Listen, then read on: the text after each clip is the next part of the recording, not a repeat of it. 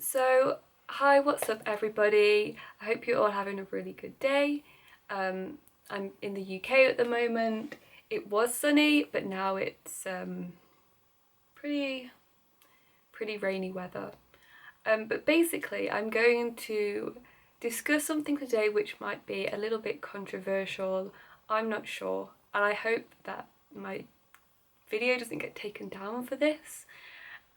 It's basically a lesson in boundaries, and I feel like I learnt quite a great deal from this scenario, so I'm hoping that if you've clicked on this video today, you can take something from my experience, which is all I can really ask for.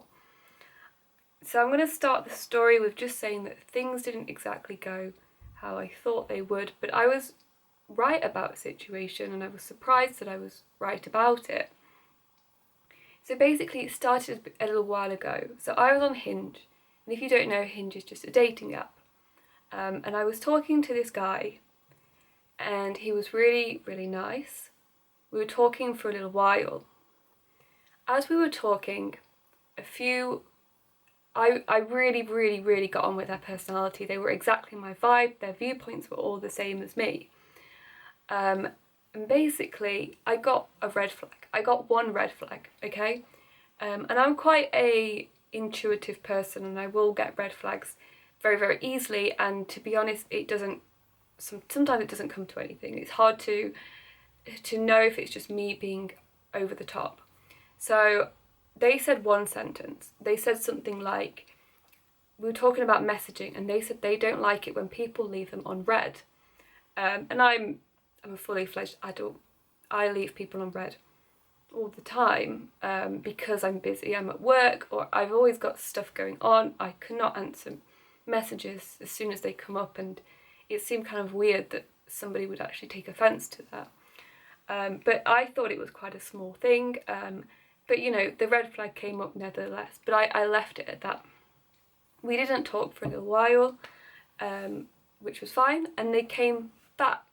So they kind of started a conversation with me, and I really, really was happy to hear from them. It was nice to talk to them, and I was kind of like, I don't really date guys at all, and I was kind of like, it's nice to talk to a guy that I feel that I could have a relationship with, or you know, even just be friends. I don't know. We were just sparks were flying kind of thing.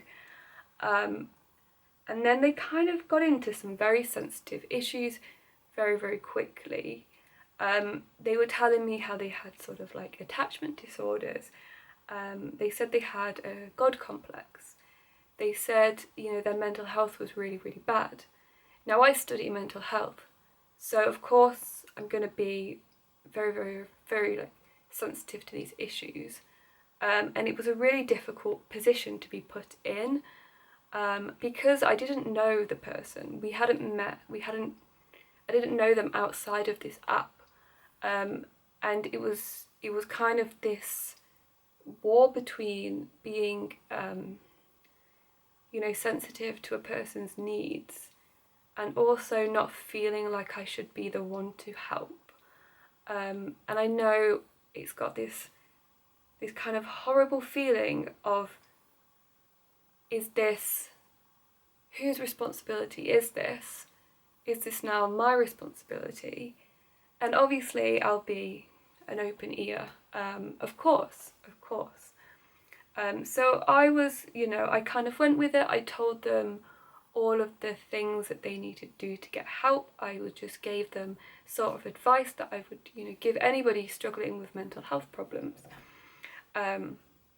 And then they started to get deeper and they started to get darker, and I didn't want that, and I was starting to feel really frustrated because I didn't want that. That's not what I wanted. I felt I was being sort of guilt tripped, and they started to say like that they didn't want to scare me away, and I started to feel like, you know, if I stop talking to this person, I'm going to feel really guilty. They're sort of guilt tripping me to continue to talk to them, and that's not what I'm here for at all.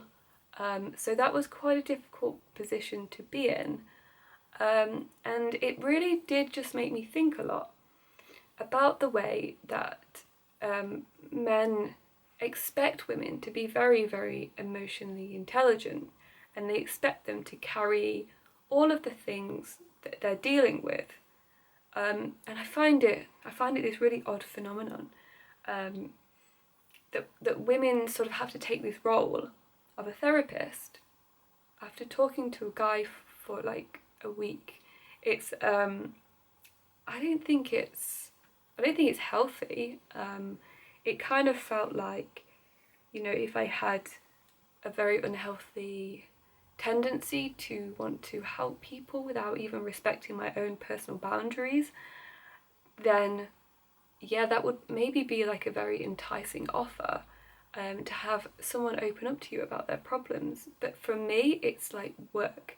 It's a task that I would do to get paid for, because I'm training to be a therapist, and I'm not their therapist. They're not paying me. I don't have any kind of emotional ties to this person.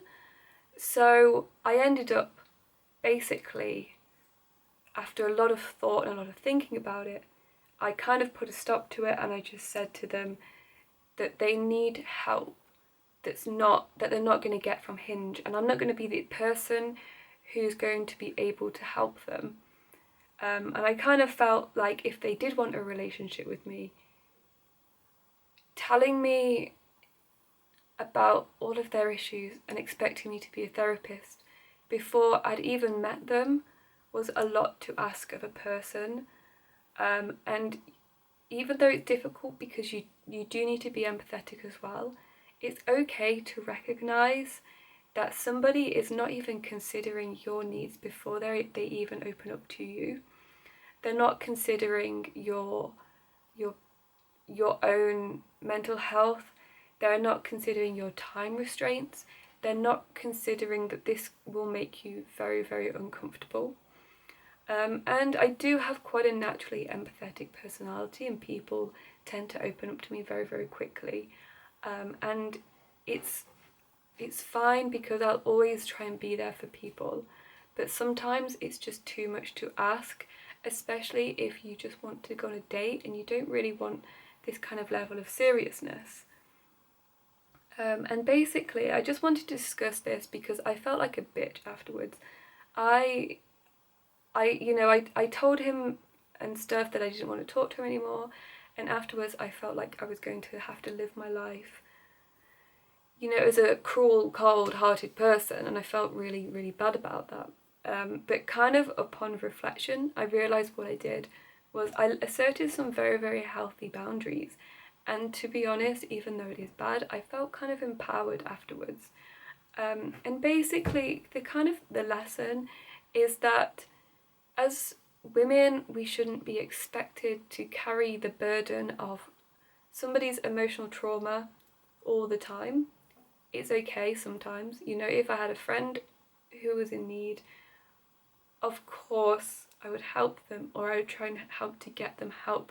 But it's not something we're obliged to do. I feel like on dating apps, we're very much, you're having fun, and then a guy will unleash years of like emotional repression, and they'll think that that's what a woman wants. And I don't feel that it is something that we should be burdened with. I think for women, we're trained to develop lots of different friendships. So, we can open up to our parents, we can open up to our family, we can open up to anyone. And with men, they seem to only think that they can open up to other women, which is a massive problem in our society, because as women, we are getting burdened with these things that we didn't really ask for. We're just kind of told we're supposed to do. There's that whole archetype of like a guy being really broken and women really fancying them because they're broken and wanting to fix them, and that's not the truth at all. We often have our own issues as well. We don't all get a kick out of helping people. We help people because it's the right thing to do, but it's not something that we have to do. you know, we're not just sitting around waiting for a guy to open up to us and tell us that their struggles, and, you know, we just be this sort of like shoulder that they can cry on. We're not therapists. So yeah, I basically just wanted to sort of open up about this situation. I kind of hope that it will help other people to assert boundaries. You don't have to be a shoulder for people to cry on. Even if you're a really good shoulder for people to cry on, please don't. It's not healthy at all. I agree that, you know, opening up to each other and relying on friends and relying on partners and being very honest in general is really, really great. But once a rapport has been established, and the really good takeaway from this story is to trust your own instincts. You know, don't do what I do and have an instinct and then kind of ignore it. I do that a lot. I have an instinct and I'm like, I'm overthinking this, and then it's always right.